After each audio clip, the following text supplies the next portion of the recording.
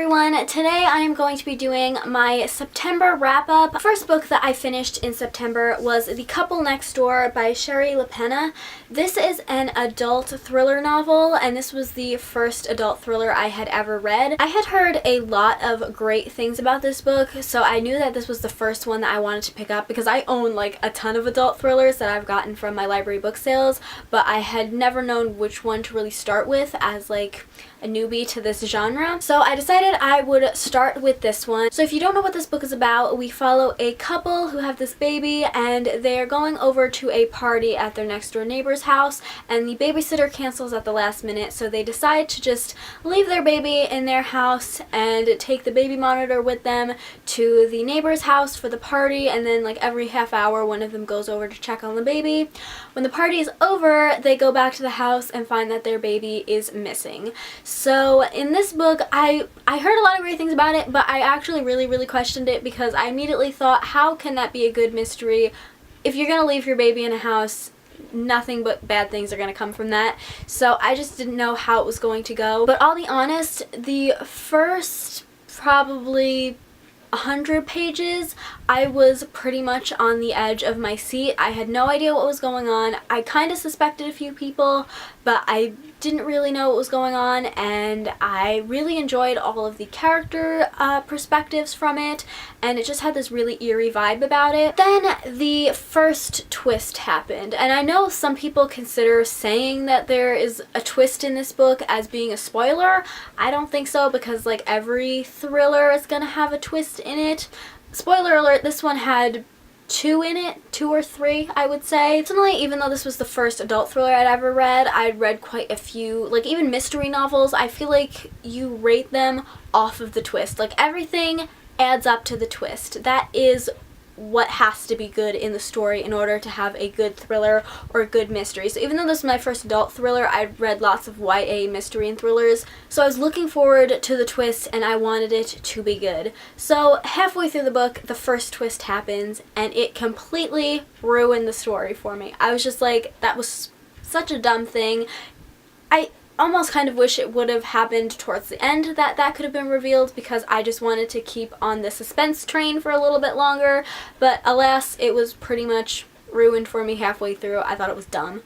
Then the second twist happened, which is more towards the end of the book. Also thought it was dumb.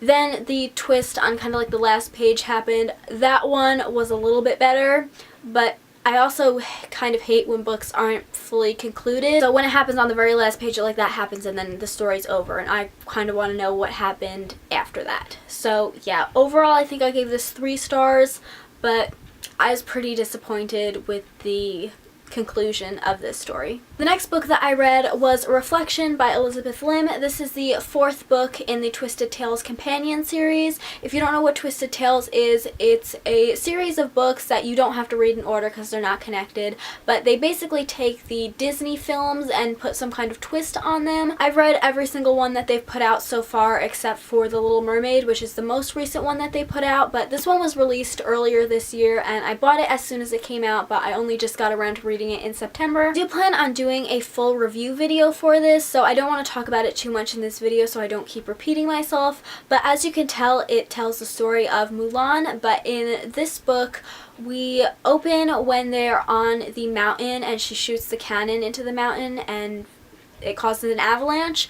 But before that happens, Shang gets this like fatal wound from one of the Huns, and he ends up going to the underworld, and so Mulan has to go there to try and get him back. To basically sum up my thoughts on this book really quickly, I gave this book 2 stars. I was pretty disappointed in this, and I will go into that more in my review video for it, but I just don't think that the author captured the essence of these characters, which is the most important part of these books for me, which this author is also different from the author that wrote all of the other books in this series, so I wasn't really sure how she was going to do, how I was going to like her writing just in general, or how she was going to write the characters, and I just wasn't really a fan of how she portrayed them. So yeah, as I said, I'll go in more in depth in my review video. The final book that I read in September, I actually listened to it because it was an audiobook, and that was the Disappearances. For those of you who don't know, I avoid audiobooks like the plague. I just have never been able to get into audiobooks. I just find it a lot harder to get into the story or immerse myself in the story when I'm hearing somebody read it to me,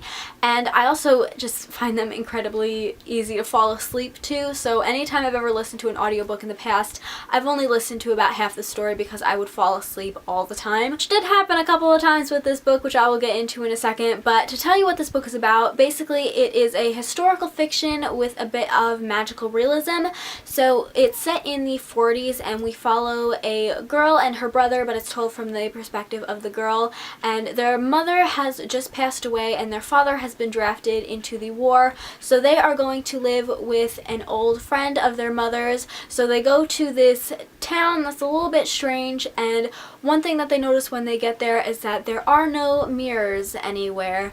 And no, this is not a vampire novel, so don't get the wrong idea. But that's all I really want to tell you about the plot, because it is a little bit of a mystery as well, I guess, so I don't want to tell you too much about it. But I have never heard about this book ever before on BookTube or anything like that. I was in a waiting room at a doctor's office waiting for my mom, and I had brought a book with me that I didn't end up liking, so I decided to just DNF it there on the spot, and then I started to get a headache. So I was like, well, I don't really want to read an ebook on my phone because that's the only way I can get a book when I'm already out. So I decided I'll give it a chance and I'll download an audiobook, and this one, the cover just caught my eye, so I decided to download it. And I think one of the issues I've had the most with audiobooks in the past is that the narrators are never really that good. Unless you have like Audible, I think they kind of get better narrators than things that you just get off of your Overdrive app.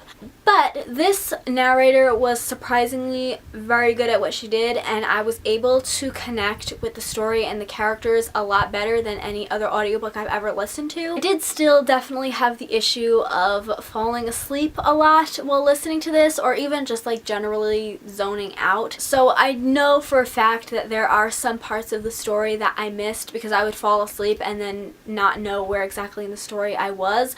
I also, just quick story, the first time I listened to this book while I was falling asleep, because I only listened to probably like 10 minutes of it when I was in the doctor's office, and then that night I decided to listen to a little bit more of it, and I ended up falling asleep while listening to it, and I thought I had dreamt up the whole story. I didn't read anything about the story when I first downloaded it, so I didn't know that it was historical fiction. So I woke up the next morning and I told my mom, I was like, I think I dreamt up the whole story, that like their dad went off to the war and it was set in like the 40s. And I was like, but that's no way how the story went, because it's a modern story, because I thought it was like a modern mystery story, but alas, it was not, and I in fact did not dream up the whole thing. I actually haven't read a whole lot of historical fiction stories in my day, but I actually really enjoyed this one. Really enjoyed all of the characters. Like, I actually find myself being a little bit connected to them, and I'd kind of like to see more of their characters. This was just a standalone book, but I'd love to see like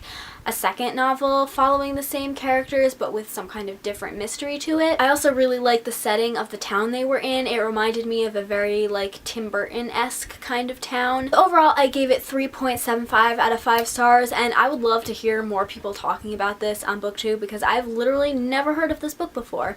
But yeah, that is all for this video. I hope you guys enjoyed it. Leave me a comment down below and let me know if you've read any of these books and what you thought of them, and let me know what your favorite book was that you read in September. And yeah, I will see you guys in my next one. Bye!